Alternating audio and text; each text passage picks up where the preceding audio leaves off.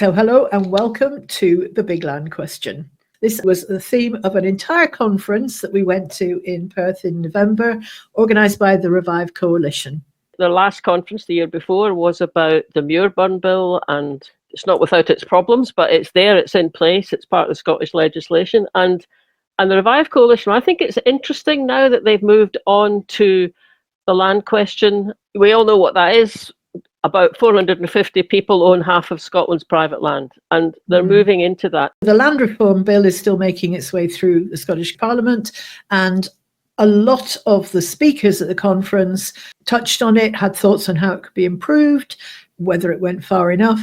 And there were also some moments of, let's call it light relief, where, for example, we were invited to join the Interspecies Council and see life from the perspective of maybe a grass snake. It was a really good day. I mean, good speakers, Excellent a kind speakers. of breadth of approaches to land reform, criticism of the current bill and it all going too slowly. So if you want to watch the full conference, the 8 hours of it, you'll get that on Independence Live's channel because they live streamed the entire thing. But if you'd like to get a much shorter, punchy summary of the best bits with me and Marlene, you're in the right place.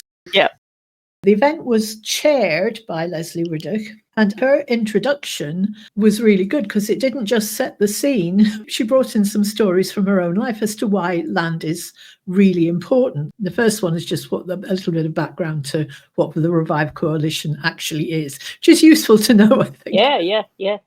You know, Revive began as a coalition to try to tackle the absurd situation where a very contested proportion of the Scottish landmass is operated as a driven grouse moor. For sporting estates, it probably is still a fifth of our landmass is for shooting small birds. Is that normal? No, it's not. I mean, so there'll be people here who have come from that sort of part of Revive's work, which has been very successful in trying to tackle the poisoning the land, the poisoning the animals, the trapping the birds, all of which has to happen to let, very often an absentee millionaire, let his pals come and shoot birds. But you know, the question always sat within that scenario, why could one person dictate that kind of land use over such enormous areas? And so inevitably you bring yourself through to asking how we still have roughly 433 people who own half the private land of Scotland, and an even larger number of people who don't bat an eyelid when you say that. I mean, I suppose what struck me is just Lesley saying, this is not normal. But then at the end, when she said, so, you know, there's this small number of people who own more than half the private land in Scotland, but there's an even larger number of people who don't say anything about that because we don't realise just how abnormal that is. And I mean, that's something in itself to take on board, I think. But it is quite interesting as our history of our relationship with land. My mother's family came from Caithness. They were cleared originally. We used to have summer holidays that went from Belfast to Wick in one go, one day. And so that was amazing. Our holidays were going to what the family called humble ruins, which were basically where the family had come from. We also went to Bad Bay, which was an area to which folk had been cleared from the inland of Caithness and Sutherland, but Caithness. There's a beautiful dry stone dyke there. The men were paid to build the dry stone dyke so that the sheep wouldn't fall over the edge of the cliffs. And the people lived on the cliff side of the dyke. And there's a plaque up there. If you go past, have a look. It pays tribute to the improving landowner who let that happen. So the thing is, this sort of missed story has been, for me anyway, was part of my childhood. It's not that my family were very radical. My aunt's favourite moment was being pictured with Margaret Thatcher and discovering they had the same handbag. So it wasn't like they were a radical bunch, but by gum were they tough when it came to land ownership because it was their experience of just dispossession. Most of the people living in Scotland whose families have been from Scotland will have some variation on this story, I think. But it immediately links it into our history and our culture. And it's so typical, isn't it? Like the person whose name gets put on the plaque saying, oh, well done for, you know, doing this, is the landowners, you know. And, yeah. Wow. I don't quite know what I'm feeling now, having just listened to that again. I mean, there's a bit of me just always feels sickened by that. Yes. You know, when you've read some of the stories, or well, heard people's family stories, but also read some of the novels, and it's just horrifying. We're off to an emotional start to the conference. 1814, Denmark decides to back Napoleon in the Napoleonic Wars. Big mistake. Napoleon gets gubbed, the Danes get gubbed, and they get their stuff taken off them. And one of them's Norway. So for a little period of time, the Norwegians think, yeah, dancer, we're going to be independent. So the prince calls 112 men to a place called Eidsvoll, those kind of days, and in 6 weeks they wrote a constitution. And in it, they gave the vote to every man over the age of 25 who was an office bearer or who owned land in Norway. And so many men owned land that the next day, after its acceptance, 42% had the vote. The same clause was in the Reform Act in Britain, the 1832 Reform Act, giving the vote to men over the age of 25 who owned land. 5% got the vote. And the calculation was that in Scotland, 2.8%. You had to own land to vote. You had to own land to stand. You had to own land to be part of a democracy. And a democracy that didn't have people that owned land was a thin thing, which is what Britain has had, in contrast to countries like Norway. They've had 200 years of the vast majority of people being part of their parliamentary system. Is it a coincidence then they were one of the first to adopt proportional representation? All these things that flow from everybody being in on it because everybody owned land. And if we're in the 18th century, we're still only at 2% of the landowning population. It just shows you how we're at the mercy of whoever owns the land. I mean, to be fair, it wasn't any different in England. It was a little bit different, but it was a little bit better, but it wasn't very much better. Well, the thing is, there's being powerless, and then there's something that's even worse, which is not realizing just how powerless you are and why. Accepting that as just the way things are. Yeah. Okay, well, that was just the introduction, and already it's got us thinking. So the next set of clips I've got come from Kevin Cumming, who is the deputy convener of the Scottish Rewilding Alliance. Now, I think when you say the word rewilding, it makes you think of sort of hippies planting, random trees in fields and stuff, but there was quite a lot in here that I found quite interesting. The first bit, he's telling us about the rewilding campaign that's taking place and their vision, what their vision is for rewilded Scotland.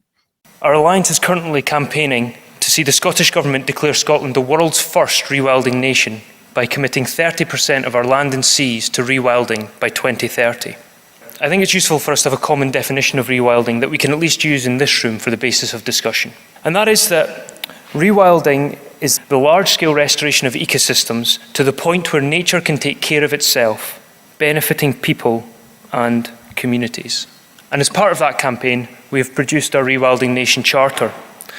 And the purpose is for those who want to support that campaign to show it by signing the Charter. And in a couple of weeks' time, we'll be presenting it to the Scottish Government. But the reality is, when talking about the land reform movement and the rewilding movement, you can't really separate out these topics.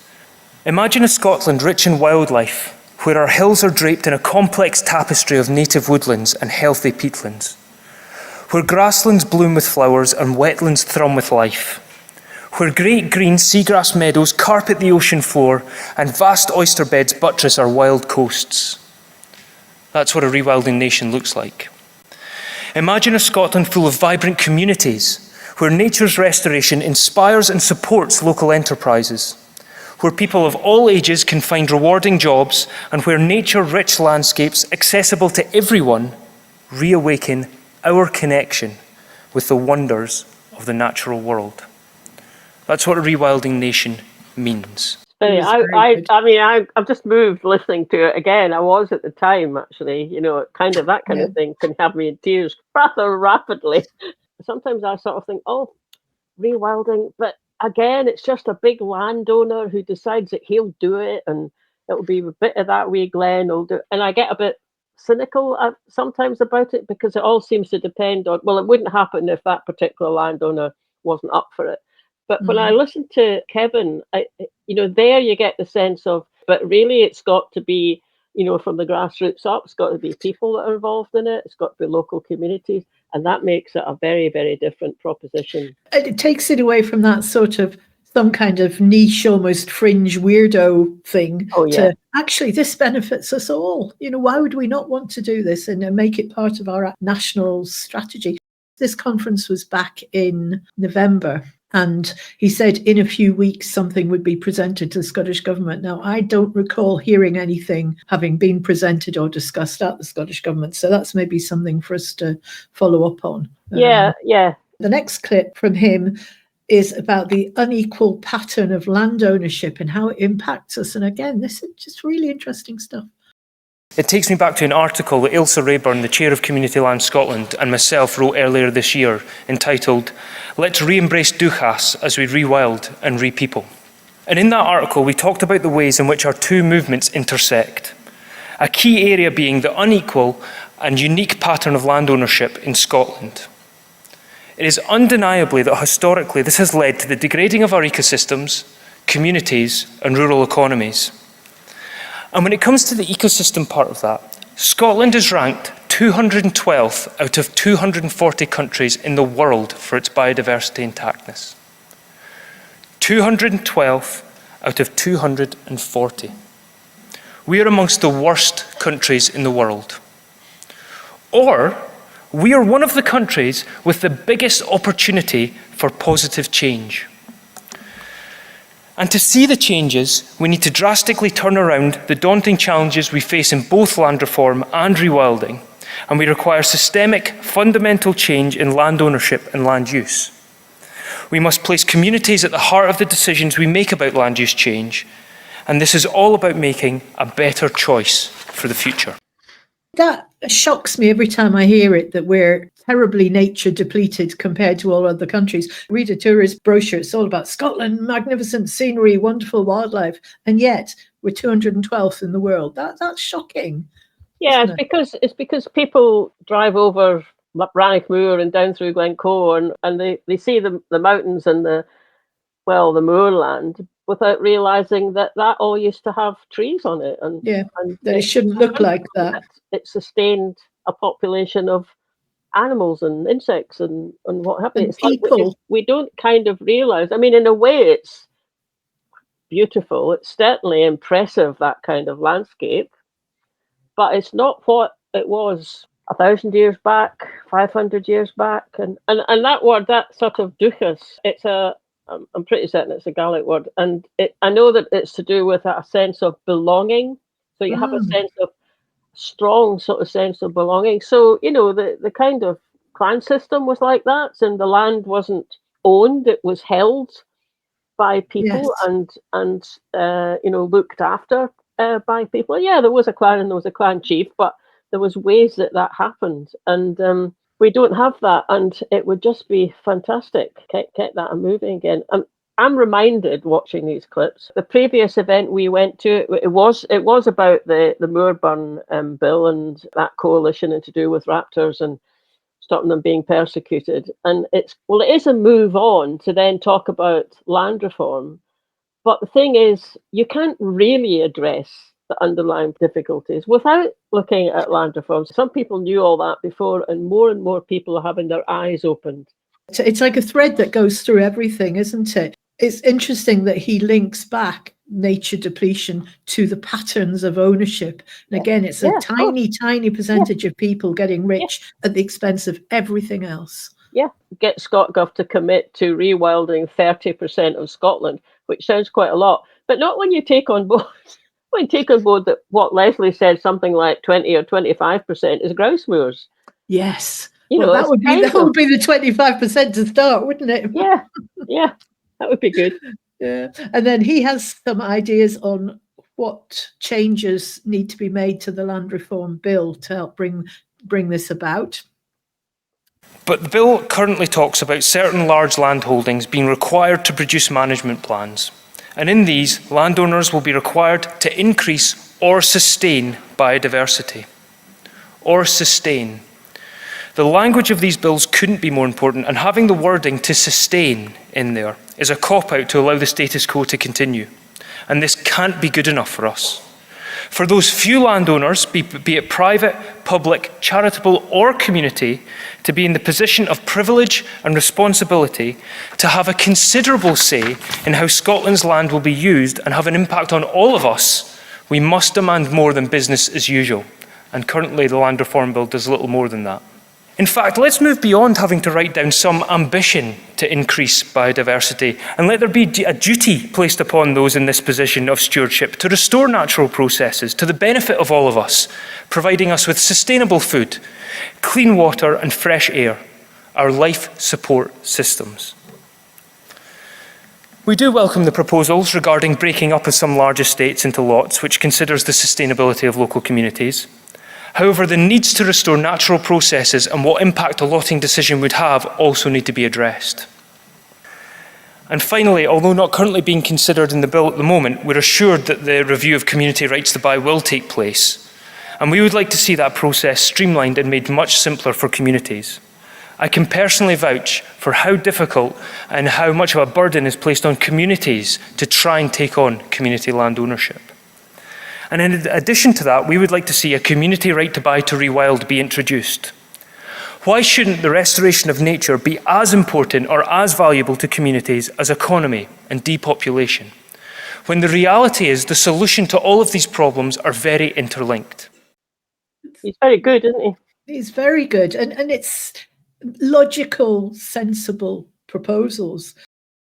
The next speaker sort of built on that, 'cause this is Josh Noble from Community Land Scotland, and his first few points he was making was also about the effect of land ownership patterns. They start to see how many problems are caused by this historic kind of legacy that we're still dealing with. And around the whole country, there's just over 500 community landowners, and they own between 2.7 and 3% of Scotland. And those are probably important figures to hold in mind as I talk about some of the background to the land ownership pattern we have in Scotland today.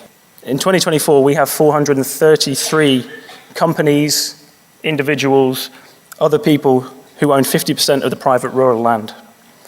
I mean, those are just remarkable figures to think about and strike at the kind of deep injustice that underpin the inequality we have in our society today. I also want to highlight the point that William Northrop brings out about the vampiric nature of landlordism. And we see that in contemporary Scotland in the way that concentrated land ownership strangles local areas and local communities. I was recently visiting an island off the west coast, which has one landowner controlling almost all of the land on that island. And that landowner is refusing to engage with the community, refusing to sell any land to develop housing, even though there's a housing crisis, and is essentially draining the life out of that community without thinking about the longer term impact of not actually having people living there will have. Many of us are now divorced from the land through various historical processes. We've been forcibly removed from the land, but who owns it has a very real impact on how our society and economy works. It has serious impacts upon wealth accumulation, distribution and extraction, and the land ownership pattern in Scotland has resulted in rural depopulation, a housing crisis across the whole of Scotland, one of the poorest levels of biodiversity anywhere in the world, and localised monopolies of power and opportunity. Now, this pattern of this very peculiar kind of anomaly pattern of land ownership we have in Scotland is due to various historic and contemporary political economic forces, which Andy Whiteman's been detailing for many years. But in the political contemporary, this land ownership pattern is supported by a really kind of startling lack of regulation, a lack of transparency, and a lack of oversight over land sales and ownership. And that means that despite 21 years of land reform legislation in Scotland, land ownership is only getting more concentrated. After all this effort, we're actually going backwards. And the point he made, it's not people necessarily, it's corporations. And it's in some cases, it's very, very difficult to know actually who owns it, because it's in a company, and that company's in part of another company, and that's part of another company, and they're not, or their main offices aren't registered in Scotland. So I suppose that's another part of the, any kind of land reform actually to stop that. But I mean, as he was talking, it was just reminding me of various walks that I've been on. Well, the ones I was thinking of were on Mull, just a mile down what's the main road, i.e. a one-track road.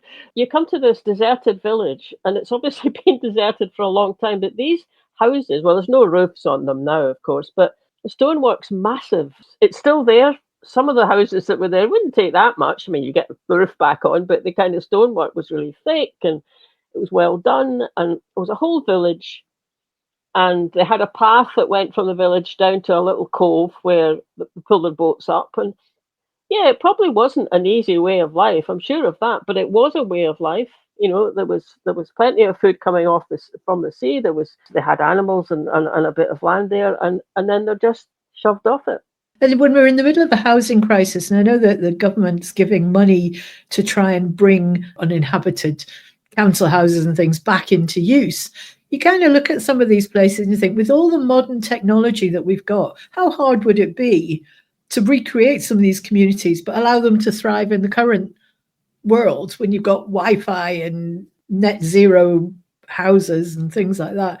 Well, I mean, it's what they've done on Egg. Yes. It's a bit different on Canna. Canna is actually owned by the National Trust for Scotland, but there's a community there, and even on Muck. I mean, I visited Muck, oh God, a long time, must have been about 30 or 40 years ago.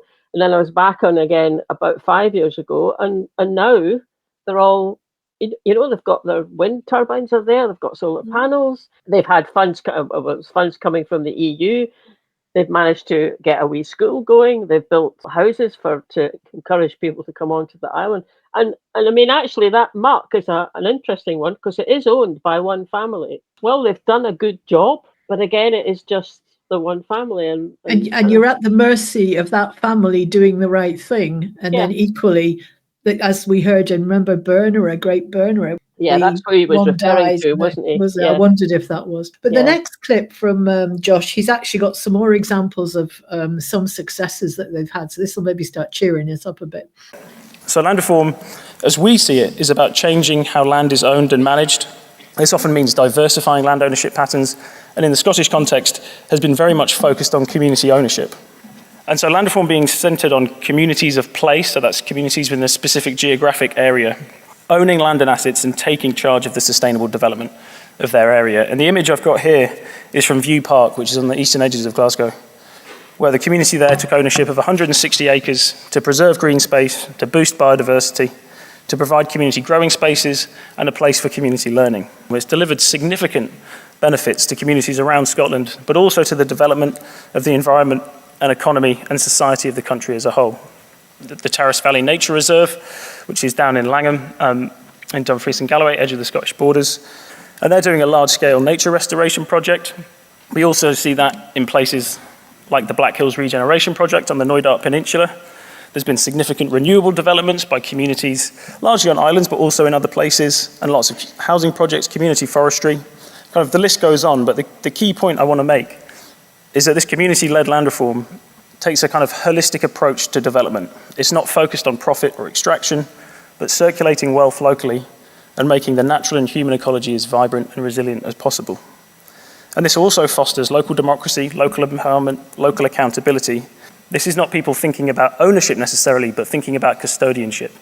If you take profit out of it and it's just about a community, suddenly all these things not only become more possible, but they reinforce things like the community becomes better at democracy, it becomes better at developing solutions that meet its own needs. And I mean, taking profit and extraction from it, so you're not thinking about land in terms of what you can take from it and go off and sell and make money out of it. It's just so heartening when you hear someone talking like that. And I mean, yeah, you're right. I mean, it leads to kind of all sorts of follow-on benefits. And I mean, one of them is just like a community learning how to work together, how to work through disagreements, because there's obviously going to be disagreements about the best ways forward and how to make better decisions. And you know, you've got that happening at a local community example, then that also can feed through into the rest of us in Scotland. Sticking with Josh for the moment, he too has identified some issues with the land reform bill. Max mentioned earlier we do have a land reform bill in front of Parliament at the moment, but the kind of headline is that it's disappointing. It doesn't really follow the advice of the Scottish Land Commission, does loads of great work, really interesting research, and the government hasn't really listened to the advice it's been given. And our concern is that there's not really that many means for actually diversifying land ownership. So we want and need further land reform legislation. It's something we really welcome, but it has to provide means of changing ownership and management to help address the climate and nature crises and build a more equitable and just society. And although it's underwhelming, there are very powerful interests out there who are trying to claim that this is going to be hugely damaging, it's going to cause loads of problems, but this is disingenuous, and we need to call it out as such. There's a risk here that the bill could become too bureaucratic. We end up just giving work to land agents and solicitors, but it's not radical by any means. However, there are a couple of things that we think we can change. And the first is we need a land reform bill that's going to apply to a lot more of Scotland. If it only applies, as it does at the moment, to very, very large landholdings, we're missing an opportunity for urban Scotland to be included. We're missing an opportunity for there to be proactive measures for communities to identify particular sites. And we need the thresholds at which some of these mechanisms are going to apply to be far lower, and also to include aggregate land holdings. So if you're a company that owns pockets of land all over the place, that total needs to be aggregated up, and then these measures may apply to you. There's one really key thing to point out is we often talk about, landowners and imagine it's a particular person, but often the picture nowadays is really companies, corporate land holdings. It's not necessarily the laird, it's a company registered offshore who's owning the land. The idea of a public interest test, you have private property rights, but they're always based on that ownership working in the public interest. This is a long-established legal precedent. And for some reason, the government's chosen not to engage with that. They're thinking about transfer tests and community sustainability. It's not going to achieve what we need it to. Public interest needs to be centred. There also needs to be a reform of the community right to buy process. And a point we've been working really closely with Revive on is the idea of having land management plans as a way of reforming damaging land ownership practices. But in order for that to happen, there need to be some pretty serious penalties attached to it, not fairly nominal financial fees as it is at the moment. We were involved in a Zoom consultation session way back with Mhairi McFarlane. Yeah. And the kind of aspiration being expressed there and the boldness and what we could do with this, it seems to have been watered down. Yeah, it does. I mean, I suppose we should take on board that the whole event, the Revive, the land reform event, and all the speakers we're sitting here listening to, they're at the forefront. Yes, they're at the cutting edge, and they're trying to kind of push.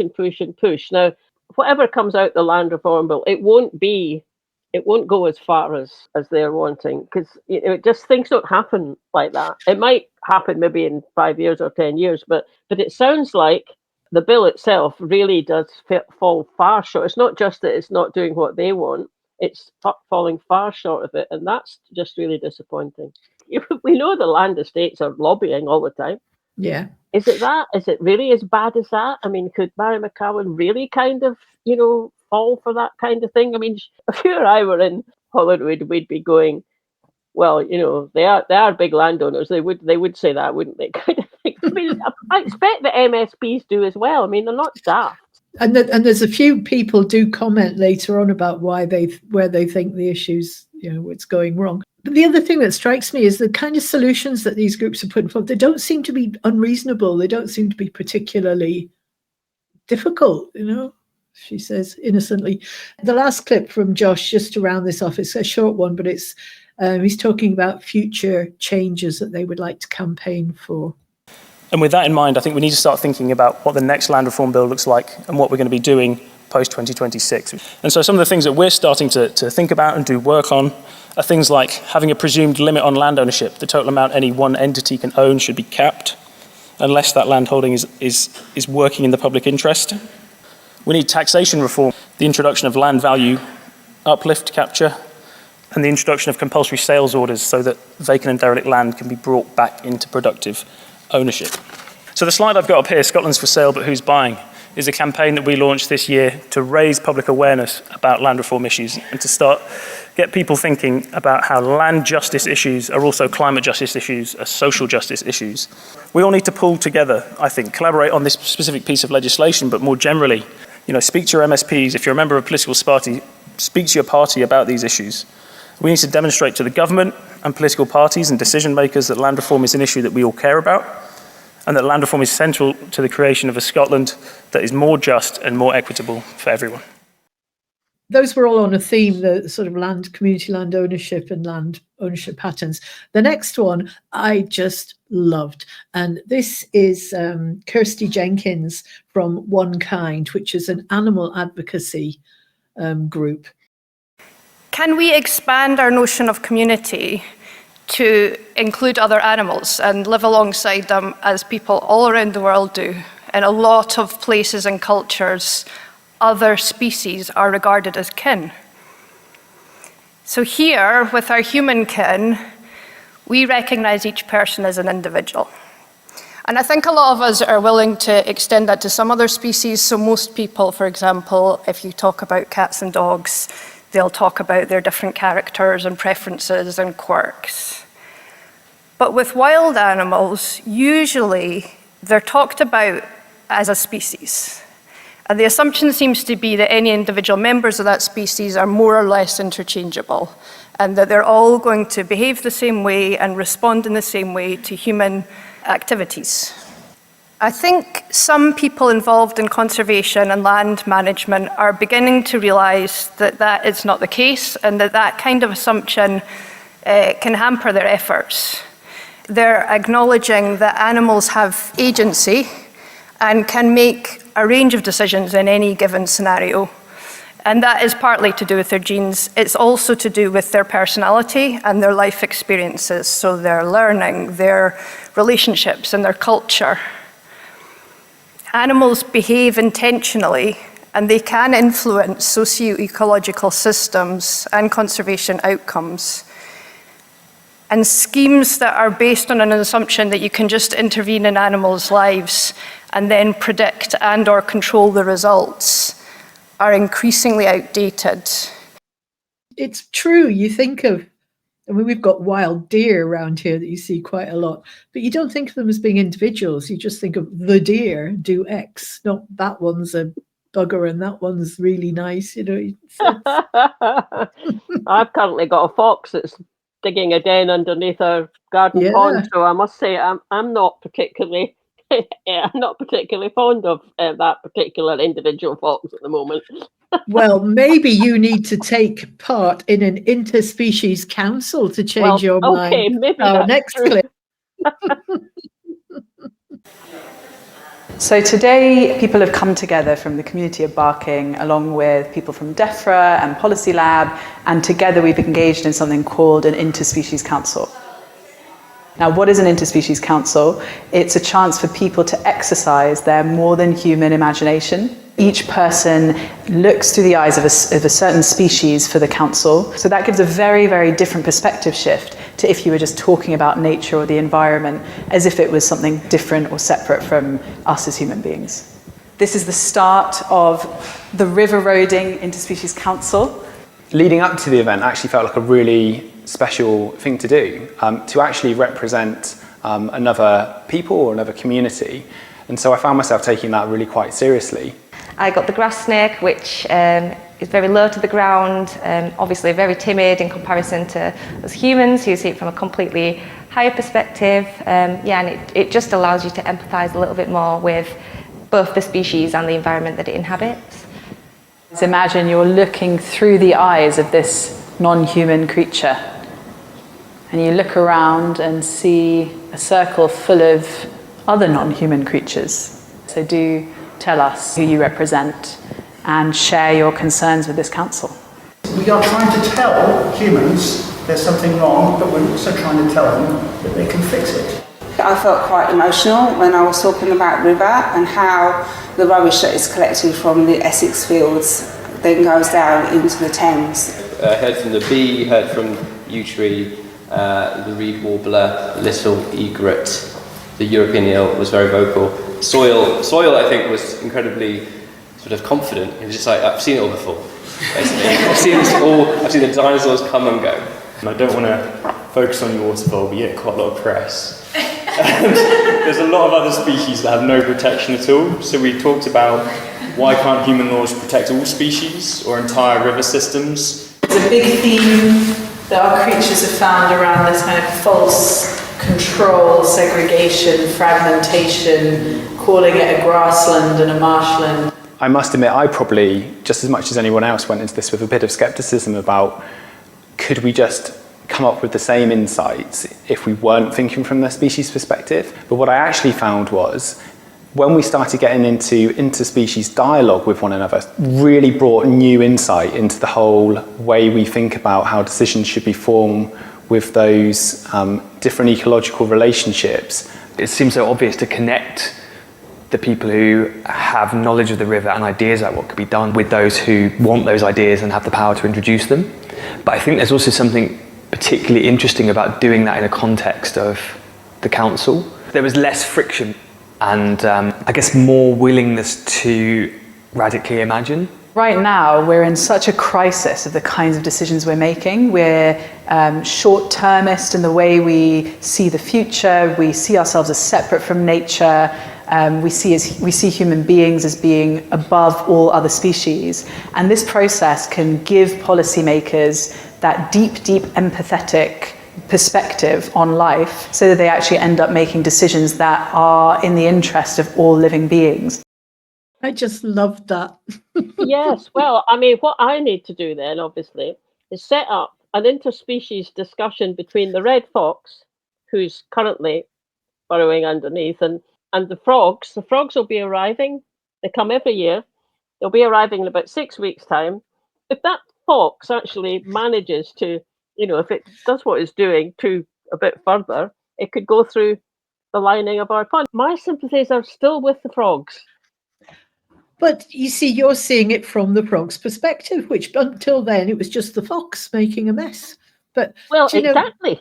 If you take that model and apply it to some of the discussions we have in terms of things like independence, and you've got different interests, landowners, people who live on the land, seeing it through somebody else's perspective and empathizing with all the different positions, what a different conversation you have to one where you're just hurling insults or exchanging fixed views. The trick is in the engagement, and it kind of links with the work that they were doing in Wales that Gordon McIntyre-Kemp's talking about a citizens' convention. These processes work.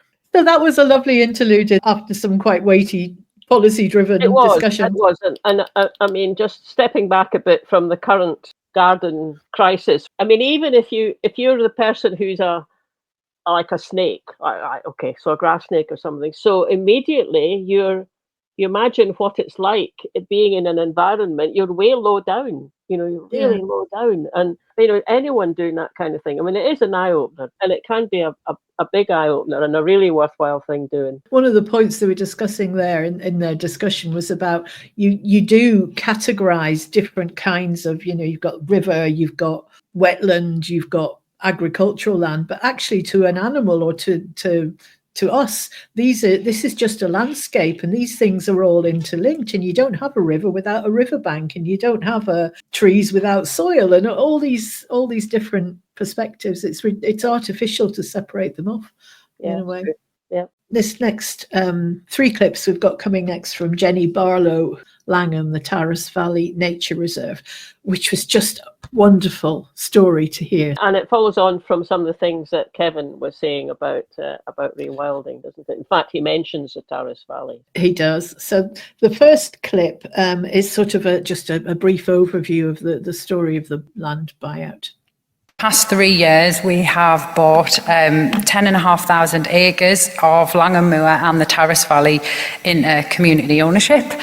Langham's a really amazing, incredible community, about 2,300 people. Loads of the facilities are community run. So childcare, paper, day centre, arts centre, local library. So there's a lot of already sort of grassroots community activity. Langham's people also have very deep cultural connections with their land. So the Common Riding, if you've never been, last Friday in July, has been happening for about 270 years, where the community have marked the boundaries of the common land surrounding the town every year in what is now a really incredible celebration of land rights and culture. And Langham also hasn't been without its difficulties. It's a mill town, so it's struggled with industrial decline as the textile industries have moved out. So community ownership of land was a chance to create a world-class community asset that supports community regeneration, restores nature at scale, and ensures a meaningful contribution to the climate emergency. But it's definitely not the silver bullet. It will not solve all of Langham's problems, but it's an incredibly powerful tool, and it's a very powerful symbol that after centuries of being marked by its people to keep their rights over it, that the land now largely sits in community ownership, and the future is there for the shaping by the local community. So how did we get to be South of Scotland's largest community landowner? There's a lot of work summarised in that little slide. So in 2019, announcement, Langham Moor and the Tarras Valley was going to be put up on the market for sale by Buccleuch Estate, and that was the catalyst that began this whole journey. There was an awful lot of fear about what was going to happen to the land, who was going to buy it, but also a once-in-a-lifetime opportunity was presented. So the Langham Initiative took forward an awful lot of work, community engagement, and business planning, but importantly just to see if people actually wanted to pursue buying the land. One landowner has owned and run everything around that area, so it is an incredibly big change for people. So owning land for us comes with power and it comes with responsibility, and we're using it positively to create a chapter of hope and opportunities and do our bit as a community to help and restore nature. So this next clip is Jenny telling us about the Tarras Valley Nature Reserve. It means so many different things to so many different people. It's home, it's a place of work, it's a place to get lost in the woods, it's a place to explore and learn, it's a place for celebrating culture, and it's a place for nature to thrive and recover. And it's our job as custodians of the land to balance all these different interests, which is not easy, to create a world-class community asset. And what's really special about this place is that it is owned by the community in perpetuity. It's not 5 years and we're done. It's a forever project, and for ecological restoration, that is the length of time we need. Ultimately, it's about creating a rich legacy for future generations. I wish I could count how many times during the buyout, a second buyout, people said, well, what's the point of you owning it? The community have got the right to roam. We always say to that it's about so much more than just access. It's about community having a means to meet local needs, often in really innovative ways, shaping new opportunities and having more autonomy on the environment around them. And hopefully, alongside many other community landowners in Scotland, we're showing what's possible when communities have the chance to shape their own futures through democratic ownership. Wasn't that an interesting point, though, that people keep saying to her, why do you need to own it? You've already got access to it. And the difference between being allowed to be present on somebody else's land and owning your own so you could do anything you want with it is huge. You know, it's bizarre that people would think that was all we could possibly ever want. And I like how she talked about custodianship. If that's how we thought about the land all over Scotland, that would make such a difference to what gets done, how it gets done, who gets involved, who gets asked. It's a way to go, isn't it? And in fact, that leads on quite nicely to the third clip, which is about the restoration principles that they applied. So it is about how did they go about it and what were the values in what they did. So allowing space and time for nature to thrive, shift back into balance, taking a broad, holistic approach based on a helping hand, applying broad principles to our management rather than a really highly prescriptive approach. That's definitely gone before. It's something we're trying to move away from, and I think that is something that we can't predict and control every outcome. Working with nature means we have to accept uncertainty, but we can be really certain about the approach we're taking. So last year we put over 160,000 into the local rural economy. It doesn't sound like much, but it's a small area, so it does make a difference. We supported 53 local businesses and contractors with our operations, as well as those more direct impacts, indirect impacts of encouraging visitors and groups to use local facilities like hotels, catering, venues when they were here. And we spent an awful lot of time diversifying our community engagement activities to get people involved that haven't been involved before, so that we try and broaden out who's got a voice and trying to encourage them. So woodland yoga, dark skies, film screening, volunteering weekends, everything. We provide 5 homes for people in the process of refurbishing another one for a local home. So we want to take a full systems approach to restoring ecosystems in the Tarras Valley. So this is everything from regenerating woodlands, restoring peatlands, lost wetlands, regenerative grazing to really encourage that dynamism back in the landscape, all to help maximise biodiversity and ecological abundance. Climate, enhancing the lateral resilience of the land through restoration of nature and contributing to local energy and food security. So, for example, this winter, we finally got the approval from Nature Scott to go ahead with 36 miles of ditch blocking on our peatlands and food growing. That's been a massive, massive part of our feedback from the community since the buyout. So we're scoping community food growing facilities and a wild orchard network. Last one. Sustainability. So biggest aspiration for sustainability is working towards financial resilience for community land through development of sustainable and diverse income streams. So we are here for the long haul. So this includes sustaining core community outreach with paid experiences, visits, tours, diversifying our upland hefted sheep farm. We have a really amazing opportunity to show a different way with regenerative agriculture and regenerative grazing, which helps to restore the land but also provides all those local benefits as well. For us, success will be when the children growing up in Langham, all the children in the local area who are coming to our outdoor school sessions in the future can see and feel the benefits from community land and have a strong feeling of ownership over this place. Great, I love it. And just the range of things that they've actually managed to achieve, from income, housing, jobs. I mean, woodland yoga, I would give that a go. I don't think I would. Too many. There might be slugs. I'll stay in the cafe and watch. Yes. Tell which one of us lives in the country, which one of us lives in the city, can't you? Now we're going to be back in your wheelhouse, Marlene. Hooray! This is the... Oh, come on, you like stats as well. You're like very stats. good at Yeah, stats. I do like stats. Yeah. And this is Diffley's research on public attitudes to some of these questions. So Diffley is the company that Revive have been using to help them take this forward and get some of the underlying statistics clear. Yeah. And they're going to be using them for the future as well in this new campaign. So To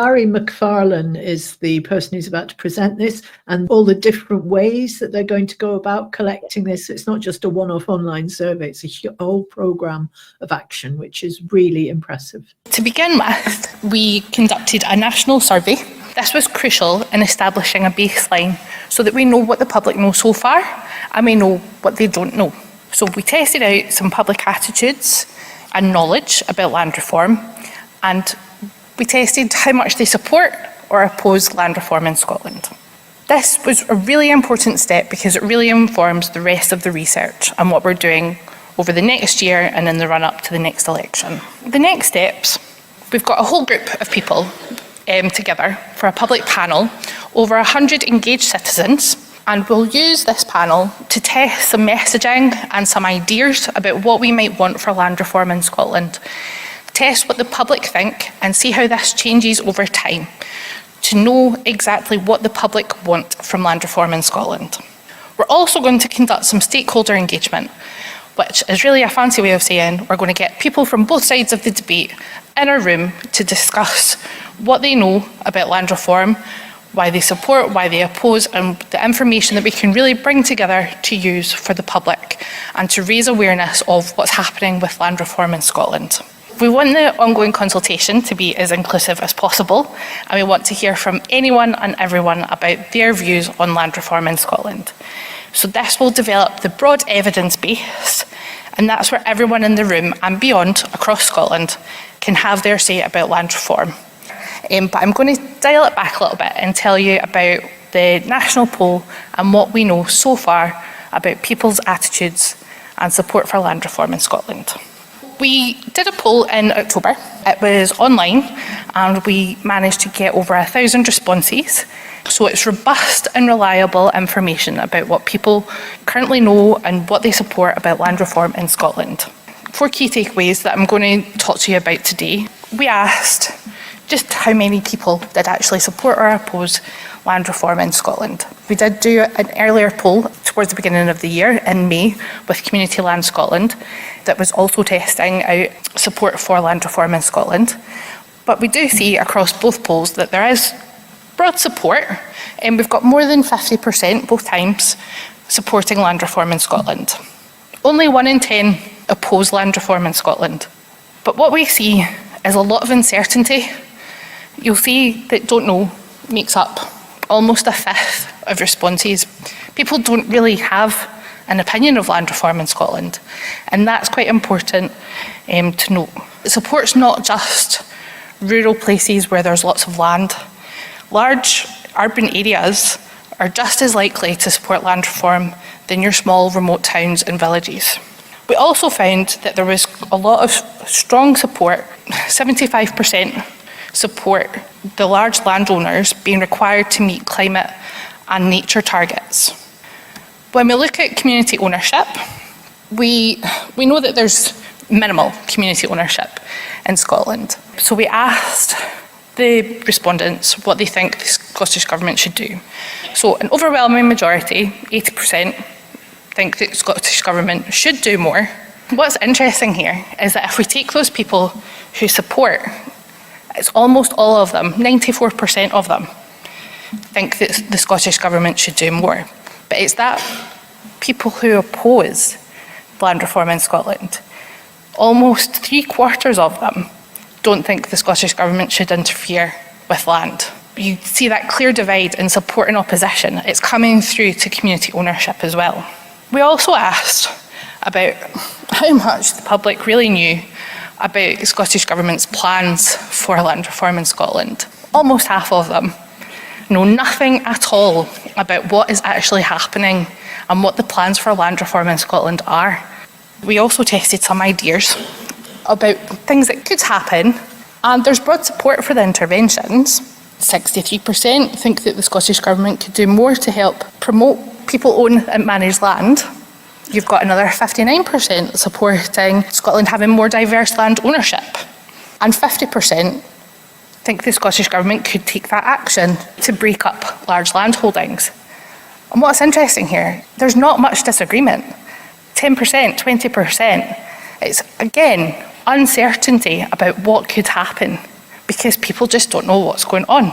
But what we did see was that people do agree that there is not enough information out there currently about who actually owns the land in Scotland. And I suppose that's an important point that she's making, that there's a lot of support of people wanting to do more, thinking they should do more, break up. But although there's that support for it, I mean, it's all over 50%, actually people don't know what's happening. You know, Fiona, if I've said once on these podcasts that Scottish Gov does not blow its own trumpet enough, it's just another example of it. It's not that, you know, we think that it's all great and they're doing a wonderful job about land reform, but they are doing some things, and if folk don't know about it. And I suppose there's just so much else going on that people are focusing in on. I mean, we're really interested in land reform, but is the man in the street? It's still useful, isn't it? It's still something to take hold of and to go to, you know, Mhairi McFarlane, if she's the one who's still in charge of that, and say, look, you've got a lot of folk out there who want to know more. Some key points there. People don't know enough about it. People are generally keen on it. Apart from that, it was funny that 10% who really oppose it also think the government should keep their nose out. I mean, if you're going to second guess, that's probably what you would have thought. And we'd add in that they all vote Tory, for example, which may be completely... Yeah, but they're the ones who've got the money to pay the lobbyists. I don't know how many of us might aspire to be crofters. My pal up outside Stornoway, she lives on her partner's croft, and he's inherited it from when his granddad was part of the seizing the land, the Crofters' Rebellion that they had up. So it doesn't have any effect on me, but I know what the thinking is, at least for her and her partner, actually. It's really important to them. Well, I think you'll find this bit really interesting then, because this is Donna Smith of the Scottish Crofting Association. I've got 2 clips from her. The first is about how crofting, which we maybe think of as a cute, niche little lifestyle choice, the potential for that as a system to assist with land reform. You do not need large parcels of privately owned land to achieve positive outcomes for climate and nature. And further, it shows that you can reconcile high quality food production with nature restoration and climate mitigation. And there are examples of this all over the Crofting counties. Crofting as a system holds enormous potential for the diversification of land access and tenure, and can help break up the concentration of large landowners' wealth and power. It also dampens escalating land prices because it prevents people from being thrown off the land and letting the landlords do as they please. Crofting strengthens local communities and local decision making, and it is no coincidence that most community-owned estates are located in the Crofting counties. And yes, crofting comes with challenges, but those challenges are not specific to crofting. The landed elite may often paint a one-sided and negative picture of crofting, but that's because large landlords know the power crofting holds to change the status quo. There is ample evidence that supports the view that crofting should be a key component for land reform, and we have to be clear that the full value of crofting is not measured in pounds and pence. The recently published Value of Crofting report commissioned by the Crofting Commission did, however, detail some interesting figures alongside various case studies that demonstrate different aspects of crofting. It found that the direct impact of crofting generates around £29 million of gross value added per year. Compare this to the 23 million that grouse shooting contributes, and consider one is producing food, sustaining livelihoods and communities, whereas the other is basically a hobby for a rich few people. Yeah, that is quite interesting, isn't it? And the very idea that as a system, and when you think about it, crofting's, I don't know if it's uniquely Scottish, but it's certainly part of our heritage that might still be relevant now. Yeah, I mean, because it is part of our heritage. I mean, I'd guess that there's something similar, say, in Scandinavia, although I don't know that. And, you know, there's also sort of over Europe, there's a sort in some of the countries, there's a pattern, and yeah, it's also to do with their heritage, where it's very small, maybe you wouldn't call them crofts, but small farms, so small landowners. Now, if that's basically what the crofting is, isn't it? Yeah, and with us, it's farming. got the kind of added bit, but it fitted in, you know, it was part and parcel, or came out of the clan system as well, really. Yes. But also it's your croft, but your responsibility is to do as much as possible to keep the land healthy. And it's that custodian word again, wasn't it? Yes, that's right, that custodian word. And you know, I sort of mentioned my friend that lives up in on Lewis, and her partner's grandfather. He was part of the land grab. You know, it was the guys coming back from the First World War. There was not much going on about promises of land, and they went out and they grabbed it, and you know they're still up there on that piece of land and protected by law now as well. So the second clip from Donna Smith is more non-financial benefits of crofting, and again, real eye-opener. In terms of biodiversity, through high nature value and agroecological practices, promoting species diversity, soil health, mosaic habitats, native woodland planting and peatland regeneration. In terms of carbon, through low input practices, low food miles and soil health. There are good practice examples of crofting common grazings that have been sustainably managed over the last decade and are therefore not eligible for peatland restoration because there is nothing in need of restoration. Other crofters are actively restoring their peatland without the need for green finance.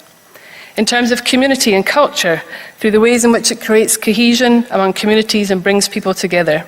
In terms of food production, which is, however, not properly captured by existing metrics because a lot of it doesn't enter the wider food chain, but instead is feeding people locally.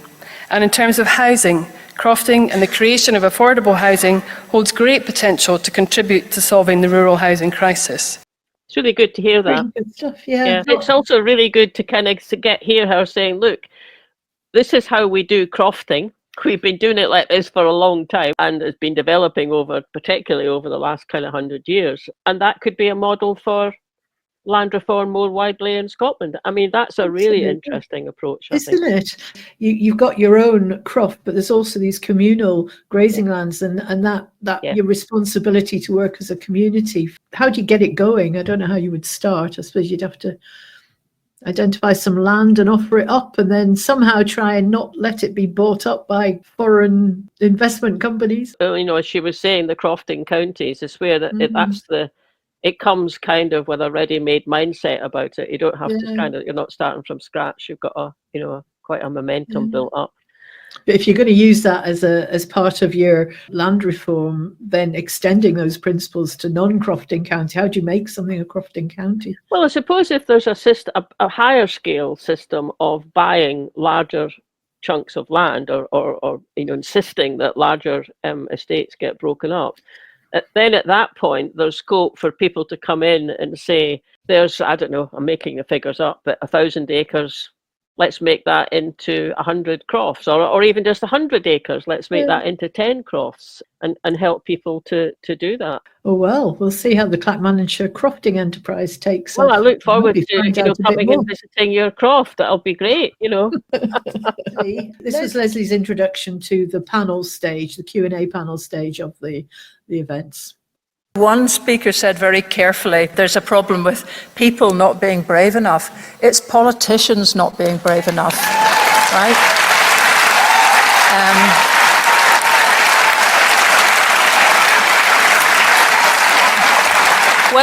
When we're hearing the call for the forfeiture of land rights over neglect, there's a very good question. It's good to hear that some of those mechanisms may be working their way through the new land reform bill. But I think a lot of people would just say, do it. Now, okay, there's going to be the ECHR is rumbling around the back of everything, the Convention of Human Rights. But I'm old enough to remember minimum alcohol pricing being something that was described as impossible. It was never going to be accepted by anything legal. And the Scottish Government took that one between the teeth, went through every court in this country, went through the European Court, went back to the Supreme Court, had the whole of the alcohol industry ranged against it, and won. So the point is, if you can do it once, do it again. And do it on something that people really care about, which is this.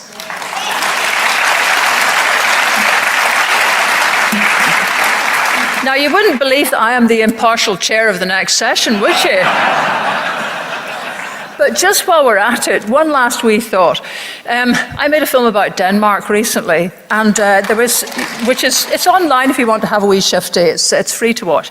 Anyway, it was being shown at the Cameo Theatre in Edinburgh, and there was someone from Denmark who got up and said that she had a problem because as a Danish citizen who isn't currently living in Denmark, she couldn't even get a small second home.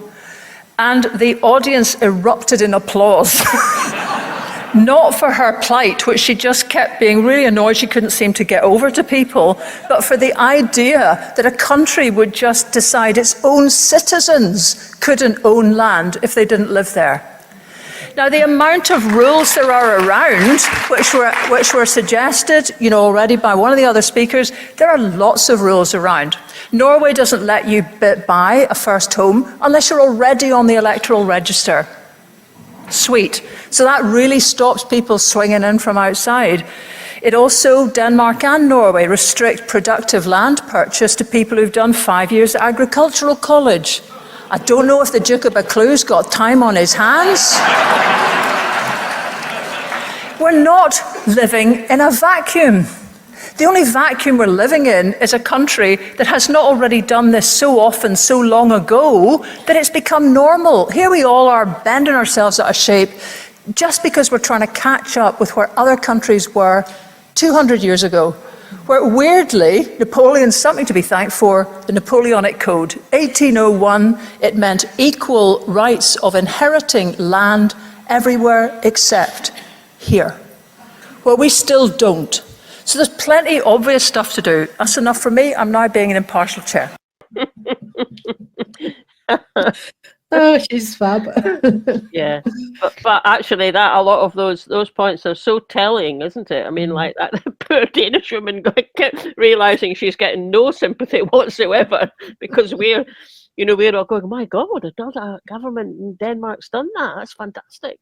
I mean, that in itself would make such a difference to the situation. Well, even, availability of a bit more affordable housing in Scotland, because if you're down in, I don't know, somewhere in England and you fancy a wee summer cottage somewhere and you're willing to pay over the odds for it, that wouldn't be allowed. Yeah, this keeps sort of floating up. In fact, in one of the Q&A panels, which I don't think we're going to be able to squeeze into this programme, the question came up about this ECHR and how it means that you can't possibly deny people of their property ownership rights. And the MP, I think it was Ariane Burgess, who's pretty switched on with this kind of stuff, she sort of assumed that was the case, that you couldn't do it. And yet all these other countries do it and are all signatories to the ECHR. So I don't know how much it's just being thrown up as a convenient, barrier because it's all in the It's probably something that they have to work with, but that doesn't mean to say that it just makes things impossible. And you're right. If other countries are doing it, then there'll be a way of doing that. Yeah, it would be interesting to know a bit more about. This is Robin McAlpine, and he's giving a summary of what is within ScotGov's responsibility here. We hear lots of reasons why things can't happen, but here's quite a good summary of what can happen. We're commissioned by Revive to do a project jointly with the New Economics Foundation in London to look over the full range of policies that you might use to influence the land ownership pattern in Scotland. And the answer is that all of them, with the exception of inheritance taxes, are devolved to Scotland. Nobody's stopping us, they're all here. The only thing that we can't do is muck about with inheritance tax. Every other policy that we could identify that would achieve land ownership is available in Scotland, so there's no excuses. We've also done quite a lot we've done work on the legality. Don't let them tell you it's against human rights law. It's not against human rights law. Not only is property compulsory purchased all the time all over Europe, we're currently doing it to dual the A9, but it's been, as we showed, a whole bunch of case studies where it's been compulsory purchased for social justice or environmental reasons. There's nothing we can't do here. We then did a number of papers because while this is a social justice issue, it's not just a social justice issue. We've not been strong enough at showing you the real benefits of what land reform can do. So we did a paper looking at, I think, 12 alternative uses to land from grouse shooting, and we looked at their comparative economic impact. Suffice to say, sadly, crofting is the only one which produces less income. And of course, it receives subsidies, so it breaks even with grouse shooting. But almost anything else that you do, from tourism to energy to small businesses to food to growing hemp for advanced material production, whatever it is, every single one of them produces greater economic outcomes. And equally, we then went back and looked at that again in terms of jobs. I think the impact in jobs is even more. Almost anything you do with land in Scotland, other than what we're doing with it, creates more jobs than what we're doing. So the intellectual case for this is absolutely solid. Yeah, that's from the Green Plan. That's from our home Green Plan. I read that when it came out, and that bit in particular always really, really stuck in my mind, that almost anything else you do with the land that's currently being used to shoot birds in the face with pellets, you could make more money from. And making more money from it isn't the end all, it'd be all and end all, but it's important. This is another one from Robin, and this is about, can Scotland change? When I say land ownership in Scotland, I mean Scotland, because this country's biggest and most clear injustice is its land ownership patterns, and we've known it for hundreds of years, and it is linked to power in this country, and democracy in this country, and community in this country, and how we as a nation see ourselves. It has been a priority and a forefront policy issue for social campaigners and reformers in this country for hundreds of years, and it has been so for a reason. Because it's symbolic of a country which is still trapped in a feudal past, and we are still trapped in a feudal past. We still have a mindset. We have a mindset from the people of Langham had, and that mindset says the rich let us, if we are polite and if we are neat and if we are tidy, the rich let us walk on their land. Isn't that enough? No, it's not enough, because it shouldn't be their land, it's all of our land. It's the land of the nation, which is what a nation is. It's only land and people. So the two things that we need to do if we are going to break this, to show that Scotland's land can change, and by extension to show that Scotland can change. First of all, we need to learn. The far right across Europe is not winning purely because of racism or immigration or any of these issues. It is winning because it's coordinated and organised. In 2016, Steve Bannon toured Europe, holding big conferences like this, networking, organising and creating structures that created the pressure that has pushed the continent to the right. We need to do the same.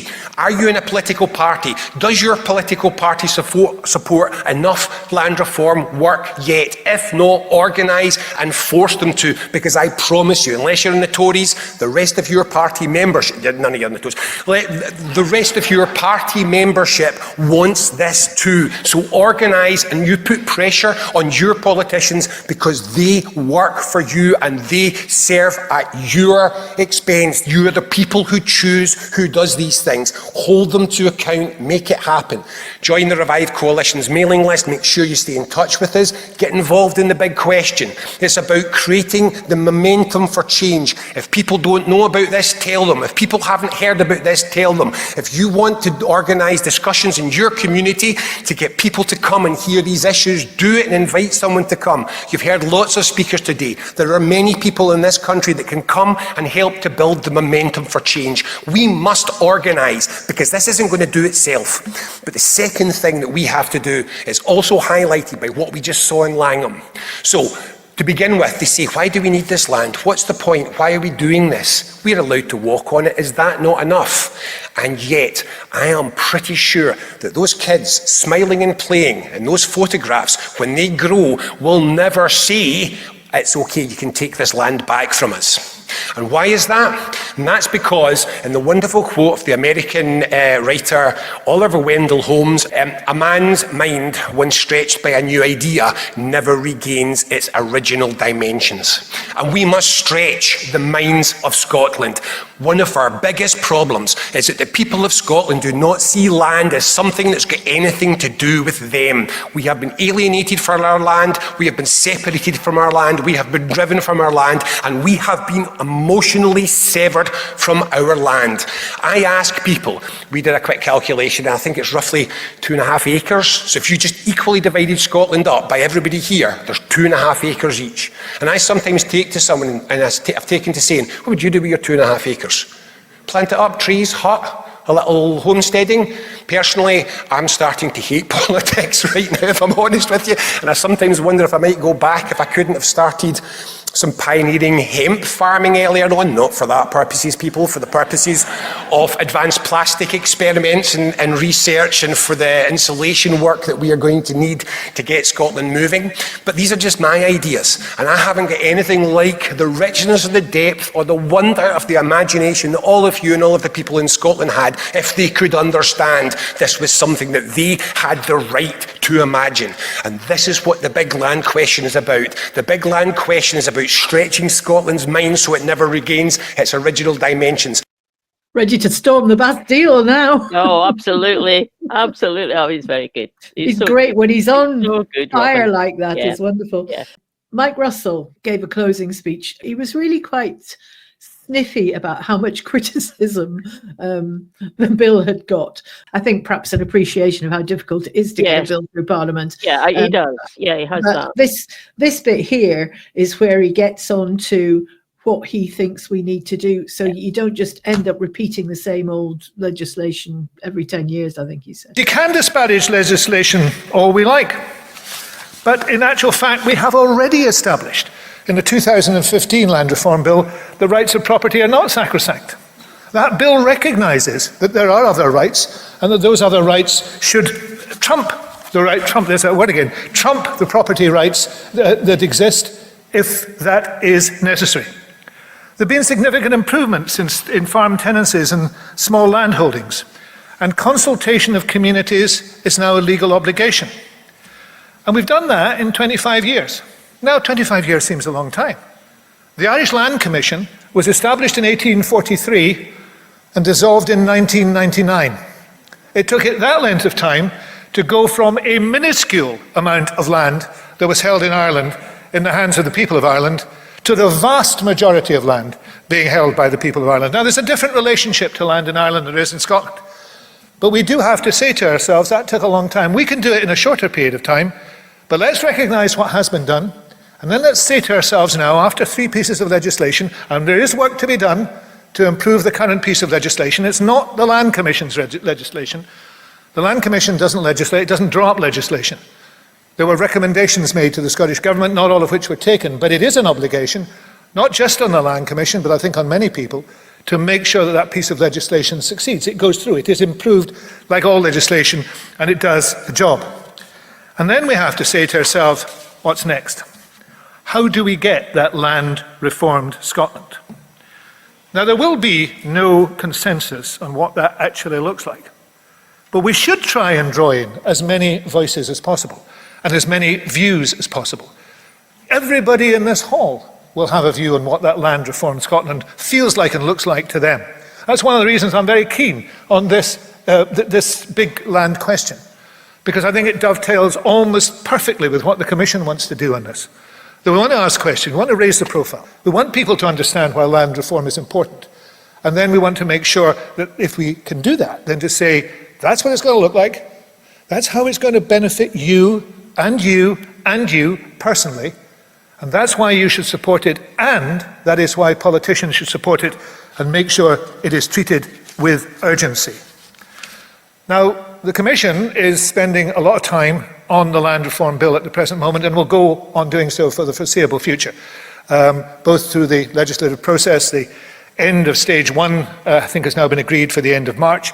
The bill will be completed, I presume, therefore, by the summer, and then there will be the implementation of the bill. So we'll spend a lot of time on that.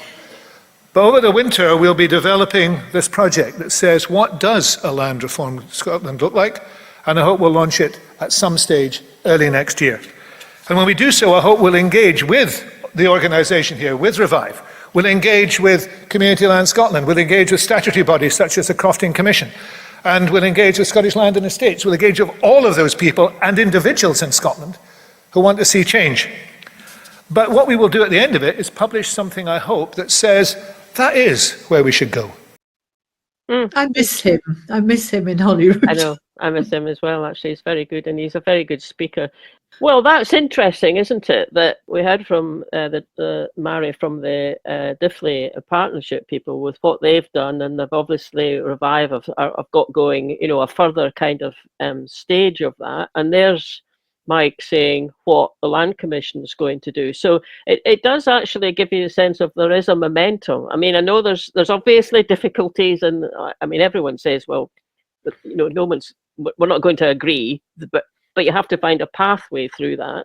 Let people disagree and then find a pathway.